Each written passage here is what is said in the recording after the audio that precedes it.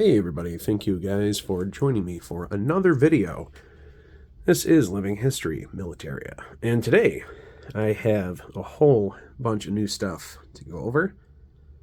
This has taken a while to kind of get everything together for one video, but it's a lot of quality items, as you can see.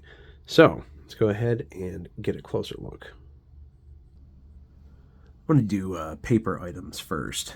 So here we've got a nice little photo of one of the monuments in France. I think it's a monument, carousel monument, something like that, something along those lines.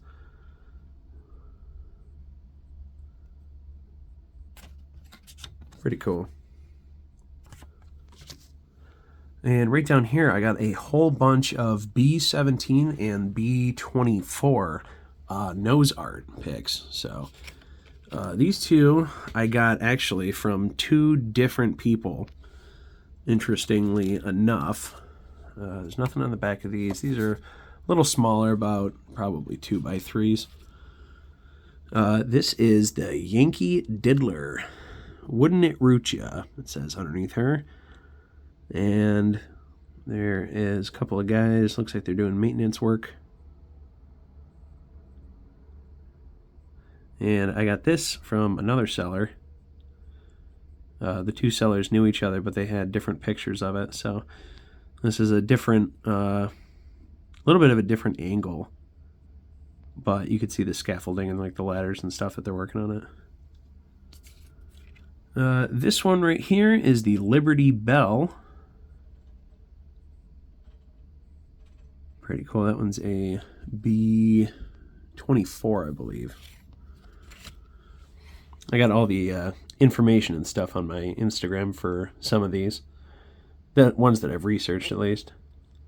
Right here is the Bottoms Up. With, I think this one's got, yes, this one's dated June 22nd, 1945. I think that says Hearn. H-I-R-N, I believe. So I still have to research this, but I'm glad that that one at least has a date on it. And this last one right here, it's kind of hard to see, but I'll see if I can hold her steady enough. You can kind of see it's got 147 here on the front. And this is the Vibrating Virgin. You can see somebody standing there on the other side. Pretty cool. Those are going to look awesome with all my other plane photos. And I got this thrown in for free, actually, from the same gentleman that I bought this photo off of. This is a 1934 dated German, almost like a little magazine, little newspaper type thing. It's got, actually it kind of folds out into a, almost like into a poster type thing. A lot of random pictures in here. I haven't tried to translate any of this, but it's pretty cool to look at. Some pre-war stuff. And right here, got another, I have two right now, German propaganda from World War II.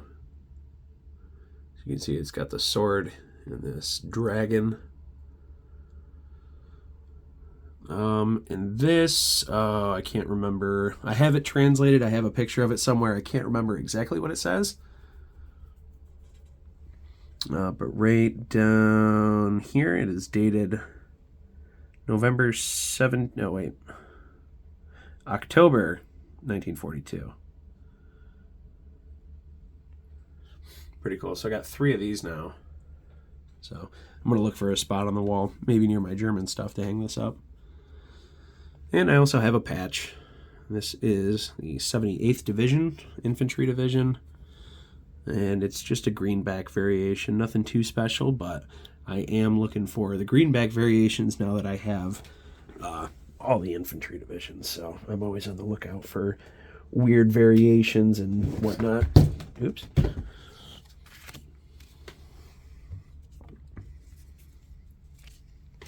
And if we go over here, I got some blades, some new stuff. This one right here is a sheath. This is a 1980s reproduction, US 1943 SWI, which stands for Shrek Warehouse Industries, I think. So these are very high quality reproduction machetes from World War II. There we go. Just turn it this way.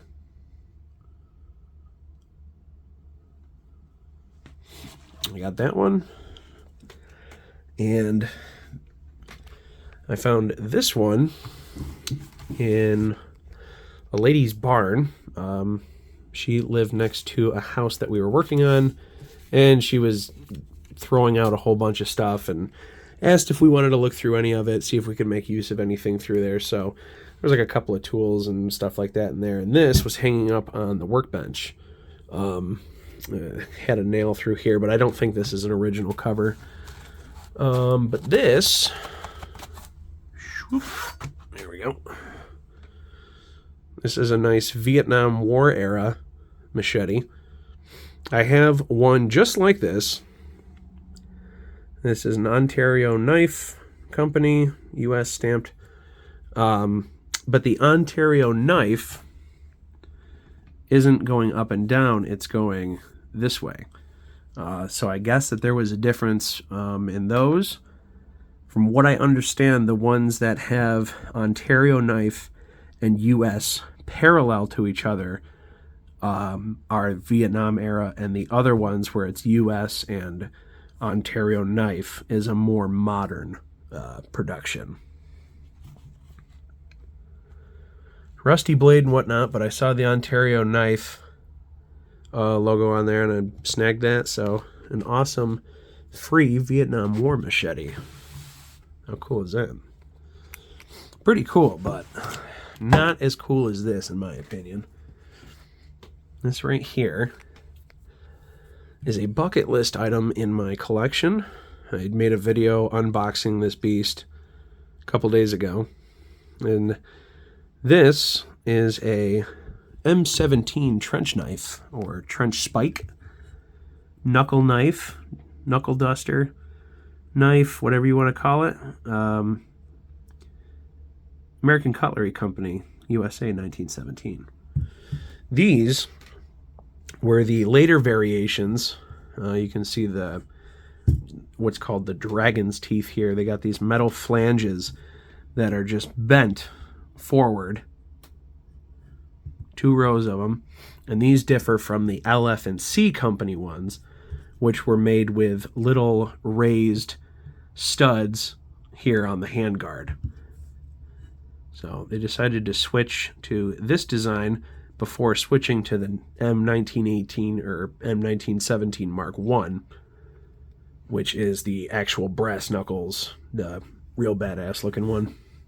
But this has got a wooden handle. These were distributed, from what I understand, late 1917 to early 1918. And we got some pitting on here, a little bit of rust. Handle's in great shape, though. Everything is solid, no wiggling or anything like that. Nothing's loose. And the blade is in one piece, too. Some of these you'll see with the tips broken off of them. But this is a 9-inch triangular blade, making puncture wounds extremely difficult to patch up, and pretty wide down there at the base. Got some pitting in the blade, but it's not really rusty at all. And you can see the knuckles here. And this could be held comfortably either way. This is actually surprisingly light, but I guess it had to be, in the trench. So either way, it's extremely comfortable, especially with all these further indented finger grooves, which also differ it from the earlier models. They didn't have as refined finger grooves.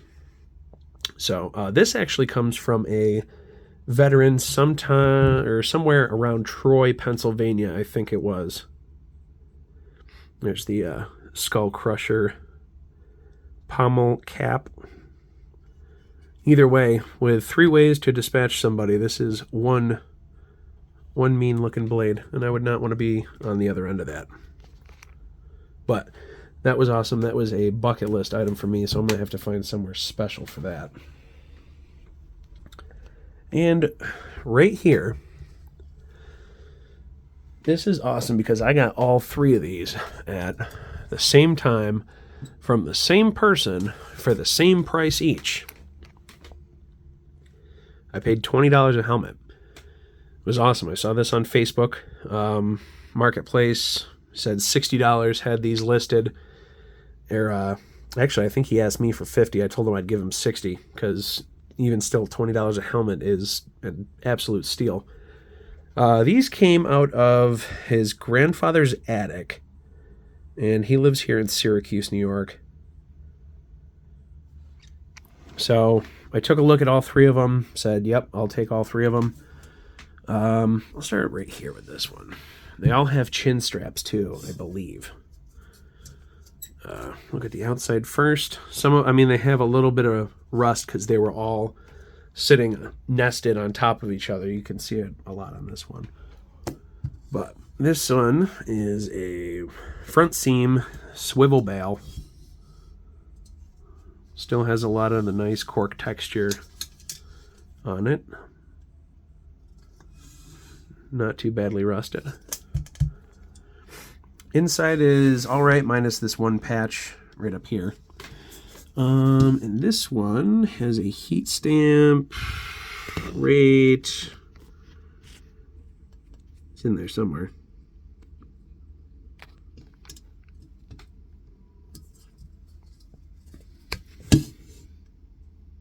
Oh, there it is. Right below the rust line. I think it is 956. I think it's 956. There's definitely a 3rd number there, but it's very faded. Good look at the chin strap, which I believe is original. Oops.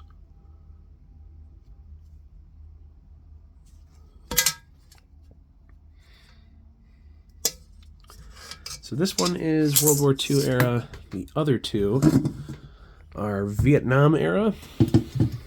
This one right here actually has a airborne style chin strap. So this one's interesting.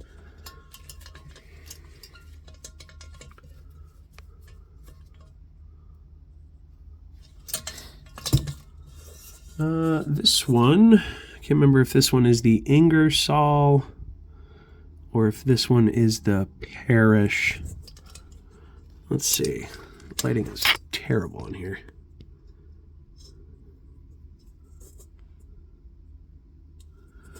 I can't remember where the number was on this one. One of these is an Ingersoll and the other one is a Parrish company helmet.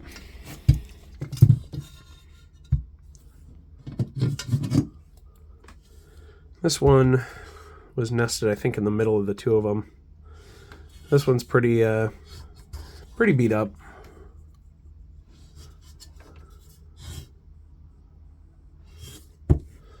Yep, this one's got chin strap on it too. I forget if the anchor has any meaning, but I think an original chin strap. And let's see.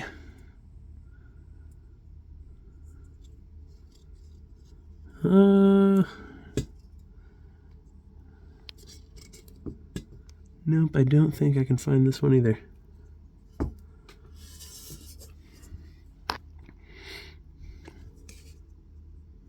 Nope, but that's all right. It's not too important. But, yep, he wasn't sure. He said his great uncle was in Korea So I am not too sure if maybe this one was his, possibly. So, but yeah, he said all three of these were sitting in his attic for a long time. So for $20 a piece, that absolutely made my day. But now I need to find room over here in this corner for all my helmets. I am running out of space. So, in the meantime, thank you guys for tuning in. And definitely subscribe, keep commenting. Love talking to you guys. And we will see you in the next video.